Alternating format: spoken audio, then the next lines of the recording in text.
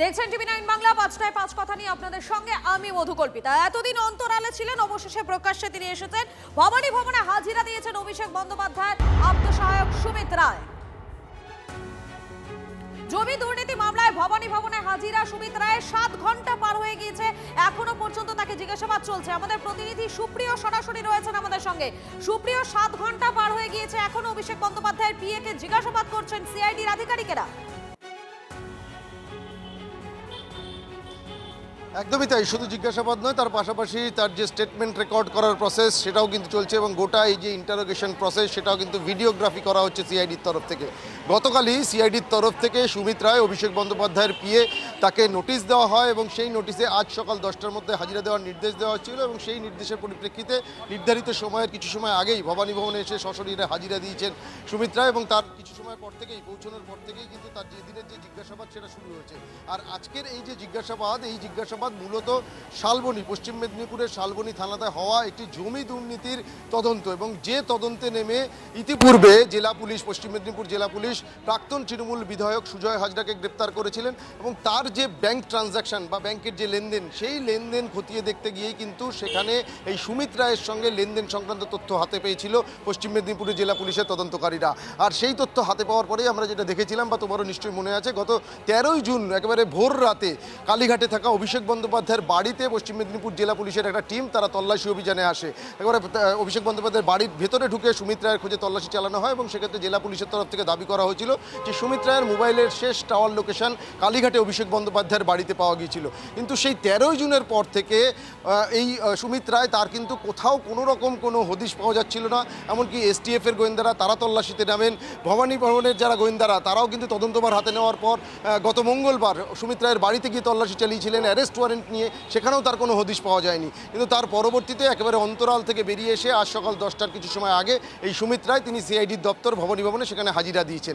তবে এই আজকের এই হাজিরা দেওয়ার আগে সুমিত রায় কিন্তু বারংবার আইনি রক্ষা কবচ পাওয়ার জন্য কখনো কলকাতা হাইকোর্ট, কখনো সুপ্রিম কোর্টের দ্বারস্থ হয়েছেন। অর্থাৎ সেখান থেকে কিন্তু যেটা মনে করা হচ্ছে, কোথাও গিয়ে তিনি আশঙ্কায় ছিলেন যে তিনি তদন্তকারীদের মুখোমুখি হলে গ্রেপ্তারের একটা সম্ভাবনা রয়েছে। আর সেই আইনি সাময়িক স্বস্তি একদিকে কলকাতা হাইকোর্ট থেকে পশ্চিম মেদিনীপুরের ডেবরার একটি মামলাতে যেমন তার রয়েছে ইতিপূর্বে, আর গত কয়েকদিন আগেই সুপ্রিম কোর্ট থেকে এই শালবনীর মামলাতে পরবর্তী শুনানি পর্যন্ত সাময়িক আইনি স্বস্তি মিলেছে। আর সেই জায়গা থেকেই একেবারে সেই নির্দেশে যেটা বলা রয়েছে যে তদন্তকারীদের সহযোগিতা করতে হবে, এমনকি সকাল 10টা থেকে 6টা পর্যন্ত তাকে জিজ্ঞাসাবাদ করা যাবে। তবে তদন্তকারীদের সহযোগিতা করার জায়গা থেকেই তাকে যখন নোটিশ দেওয়া হয় তিনি এসে আজকে হাজিরা দিয়েছেন। এমনকি তদন্তকারীরা যেটা জানতে চাইছেন, এই যে সুজয় হাজরা প্রাক্তন তৃণমূল বিধায়ক, তার সঙ্গে এই সমস্ত লেনদেনগুলো কেন হয়েছিল, কিসের ভিত্তিতে হয়েছিল, এর বাইরে আর কোনো লেনদেন আছে কিনা, সেই সমস্ত ডিটেলস কিন্তু তারা জানার চেষ্টা করছেন। আর সেই মর্মেই তাকে জিজ্ঞাসাবাদ চলছে দীর্ঘ 7 ঘন্টার বেশি। একেবারে আপডেটের দিকে তুমি নজর রাখো। আপাতত তোমাকে ধন্যবাদ।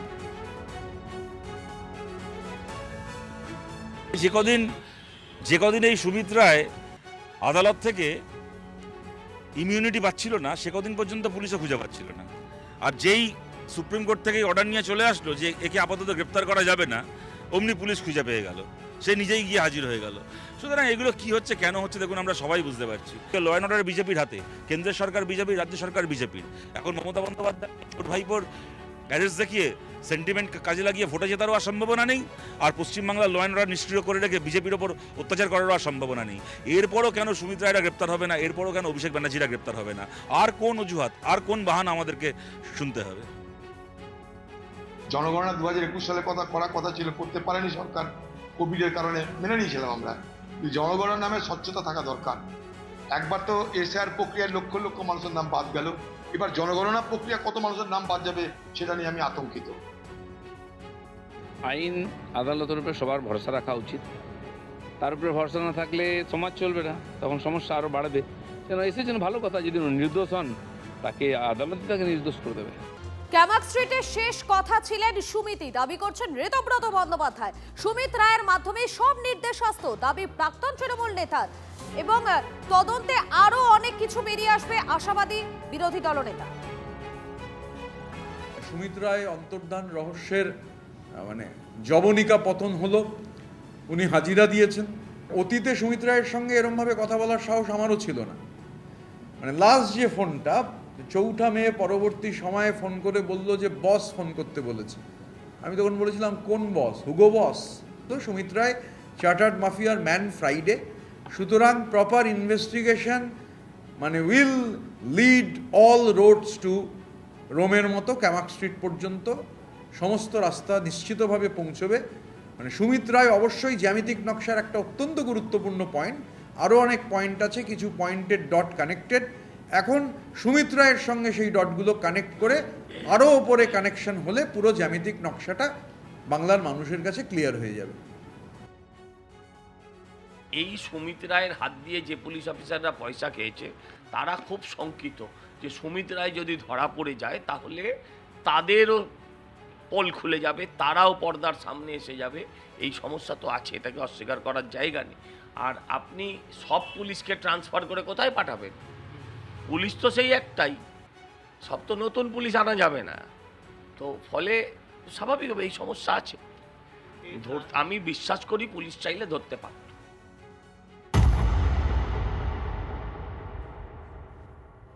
গ্রেফতার আরো এক প্রাক্তন তৃণমূল বিধায়ক। এবারে পুলিশের জালে নৈহাটির প্রাক্তন তৃণমূল বিধায়ক সনদ দে। তাকে নিয়ে যাওয়ার সময় উঠেছে চোর চোর স্লোগান, তোলাবাজি, ভয় দেখিয়ে জমি হাতানো সহ একাধিক অভিযোগে গ্রেফতার নৈহাটির প্রাক্তন বিধায়ক। 2021 সালে ভোট পরবর্তী হিংসাতে অভিযুক্ত ছিল এই সনদ দে। অনন্ত রয়েছেন আমাদের প্রতিনিধি আমাদের সঙ্গে। অনন্ত, এই প্রাক্তন তৃণমূল বিধায়কের বিরুদ্ধে আর কি কি অভিযোগ রয়েছে? দেখো, যে অভিযোগগুলো এই মুহূর্তে জমা পড়েছে সেটা হচ্ছে অন্যের জায়গা ভয় দেখিয়ে লিখিয়ে নেওয়া, তারপর প্রমোটারদের কাছে তোলাবাজি, 2021 সালে ভোট পরবর্তী হিংসা, সে হিংসায় বাড়িঘর ভাঙচুর, বিজেপি কর্মী মহিলা কর্মীদের শ্লীলতাহানি, এই সমস্ত 7খানা মামলা তার বিরুদ্ধে রয়েছে। সবকটাই হচ্ছে জামিন অযোগ্য মামলা এবং পুলিশ তাকে জিজ্ঞাসাবাদ করছে। আজকে তাকে 14 দিনের পুলিশ হেফাজতের আবেদন জানিয়ে আদালতে পাঠিয়েছে। ব্যারাকপুর আদালত এখনো পর্যন্ত সেই তার বিচার চলছে। হয়তো আর কিছুক্ষণ পরে তার ক্লিয়ার হয়ে যাবে যে তাকে কতদিনের পুলিশ হেফাজত দিল। পুলিশ হেফাজতে নিয়ে তাদের তদন্ত শুরু করবে। ধন্যবাদ তোমাকে।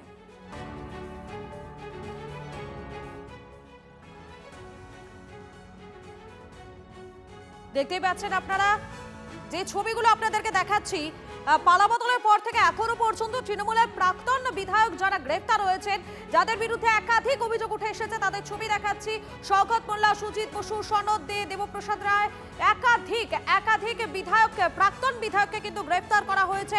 একাধিক অভিযোগ তাদের বিরুদ্ধে রয়েছে। কিছুই তো আমরা তো কিছুই করিনি, আমরা চোখের দেখা দেখলাম খালি যে ওনাকে খালি তুলে নিয়ে যাচ্ছে। এ জ্বালা জড়াবে না, নৈহাটিতে ও যা করে দিয়েছে এই সনদ দে, হ্যাঁ প্রাক্তন বিধায়ক তৃণমূলের, এ যা করেছে, সন্ত্রাস করেছে, এর সন্ত্রাসের মানে জুড়ি মেলাবার। জমি দখল থেকে সমস্ত দুর্নীতি, যা যা সনদের নামে প্রাক্তন বিধায়ক তার নামে যা যা আছে, আমাদের নৈহাটির সরকারি সংস্থা, আমাদের নৈহাটি স্টেট জেনারেল হসপিটালেরও 2 কোটি টাকার ঘাপলা উনি করে রেখে দিয়েছেন। আমাকেও গিয়ে মানে ব্যারাকপুর জেল খেটে আসতে হয়েছে, বিজেপি করি আমরা, এটাই ছিল আমাদের অপরাধ। আর দ্বিতীয় কথা হচ্ছে, সমস্ত জায়গা থেকে যত প্রমোটারি হয়েছে নৈহাটিতে, যত বড় বড় বিল্ডিং হয়েছে, সমস্ত জায়গা থেকে সমস্ত টাকা খাওয়া ধরা পড়েছে। আমরা খুব খুশি, আর একটু খুশি হব যদি ওনাকে কোমরে দড়ি বেঁধে নৈহাটির রাস্তায় ঘোরানো যায়, তাতে আমাদের নৈহাটির বাসিন্দাদের বুকে একটু স্বস্তি আসবে। সনদ দে হচ্ছে নৈহাটির নটোরিয়াস ক্রিমিনাল। 2021-এর পোস্টপল ভায়োলেন্সের পর, মানে 2021-এ যখন পোস্টপল ভায়োলেন্স হয়, সারা নৈহাটিতে সনদদের নেতৃত্বেই, যেহেতু আমি বিজেপি করেছি, আমি অপরাধ করেছি, 2021-এর ভোটের পরে সনদদের 5বার বাড়ি অ্যাটাক করে, আমার শ্লীলতাহানি করে, আমাকে মার্ডার করার চক্রান্ত করে এবং সেই সময় দাঁড়িয়ে আমি পরদিন আবার বাড়ি ছাড়া হই। আমরা সনদদের বিজেপির পক্ষ থেকে, ভারতীয় জনতা পার্টির পক্ষ থেকে আমরা সনদদের কঠোর থেকে কঠোরতম শাস্তির দাবি জানাই। জাল ওষুধের ব্যবসার সঙ্গে জড়িত সনদ দে। ইএসআই হাসপাতালে চিকিৎসকদের একাংশকে নিয়ে দুর্নীতি সনদে। ওষুধ চোর নয়, তার থেকেও বড় নৈহাটির প্রাক্তন তৃণমূল বিধায়কের বিরুদ্ধে বিস্ফোরক অভিযোগ অর্জুন সিং এর। সনদের সম্পত্তি নিয়ে আয়কর দপ্তরের তদন্তের দাবি জানিয়েছেন পরিবহন মন্ত্রী। জাল ওষুধের ব্যবসা করতে ইএসআই যে ওষুধ আছে, যেখানে ডিপো থাকে, যেখান থেকে ওষুধ সাপ্লাই হয়, গোডাউন থাকে, ওখান থেকে ওই ইএসআই ডক্টরদের সঙ্গে কিছু অফিসারদের সঙ্গে হাত মিলিয়ে সেই ওষুধটা পাচার করতো। শুধু চোর চোর বললেও বিজেপি কর্মীরা শান্তি পাবে না, আমি যতটুকু বুঝি। ওর সঠিক ওষুধ দেওয়া দরকার আছে। কোমরে ডরি বেঁধে তো ঘুরবে ওটা নিয়ে, কিন্তু যে অত্যাচার করেছে মানুষ কিন্তু ওকে ক্ষমা করবে না। ব্যারাকপুরে মাটি হলো রিঅ্যাকশনারি মাটি, যা করবেন তার ফল এখানেই পাবেন। এখানকার মানুষ ওই ঠাকুর কি করবে তার অপেক্ষায় থাকে না, যে অত্যাচারী তার সঠিক জবাব দিয়ে দেয়। অবৈধ সম্পত্তি তো সিজ হবেই। ওর তো এই ম্যাটারটা ইনকাম ট্যাক্স টেক ওভার করা উচিত। যত গ্রোথ হয়েছে অত গ্রোথ তো মানে বলা যায় না। নাম জোড়াবার ব্যাপার নেই। পার্থ টুলুর সঙ্গে সনাতের যোগাযোগ আছে। বীরভূমে অনেক কাজ করে, বীরভূমে ওর অনেক বড় শেড আছে, অনেক বড় ওখানে গাড়ি ফাড়ি রাখা, ওখানে সনাতের টুলুর সাথে 100% ওর যা মানে যতগুলো কয়েকশো কোটি টাকা ওর কাছে ডাম্পার থেকে নিয়ে, বুলডোজার থেকে নিয়ে, আপনার জেসিবি থেকে নিয়ে, আপনার মনে আছে ওই কল্যাণী হাইওয়েতে যত ড্রেন তৈরি হয়েছে, আপনি যান ড্রেনটা, ড্রেন যেভাবে তৈরি হয়েছে, ইট মারলে ড্রেন ভেঙে যাবে। উনি শুধু জাল ওষুধ নয়, উনি মিউনিসিপ্যালিটিতে একটা দোকান যত স্কোয়ার ফিটে নেওয়া উচিত তার থেকে বেশি স্কোয়ার ফিট নিয়ে বসে আছেন, লিজ যেটা করেছেন তার থেকে।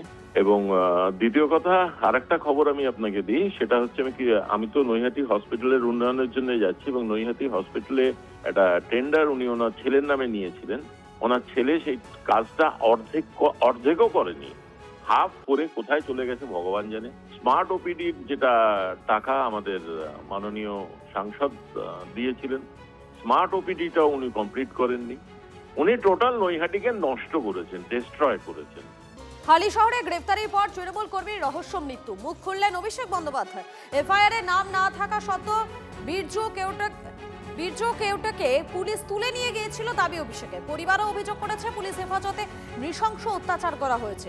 এফআইআর এ নাম না থাকা সত্ত্বেও রাষ্ট্র যখন কাউকে হেফাজতে নেয় এবং তিনি জীবিত অবস্থায় না ফিরে আসেন, তখন তো সেটা আইনের শাসন নিয়ে প্রশ্ন তুলে দেয়। এক্স হ্যান্ডেলে পোস্ট অভিষেক বন্দ্যোপাধ্যায়।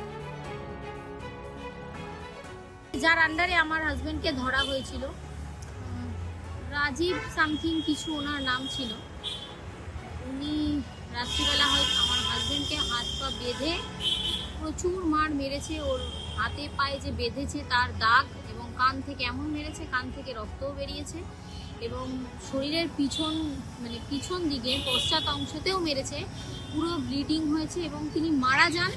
ভোরের দিকেই হয়তো এখানে হসপিটালে নিয়ে এসে ওকে বডিটা ফেলে রেখে চলে যায়। আমাদের কাউকে কোনো জানানোর প্রয়োজন মনে করে।